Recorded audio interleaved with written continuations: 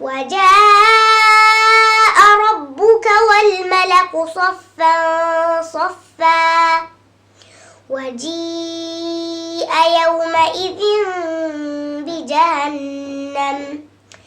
يومئذ يتذكر الإنسان وأنى له الذكرى يقول يا ليتني قدمت لحياتي فيومئذ لا يعذب عذابه أحد ولا يوثق وثاقه أحد يا أيتها النفس المطمئنة ارجعي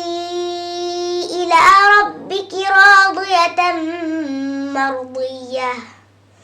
فادخلي في عبادي وادخلي جنتي.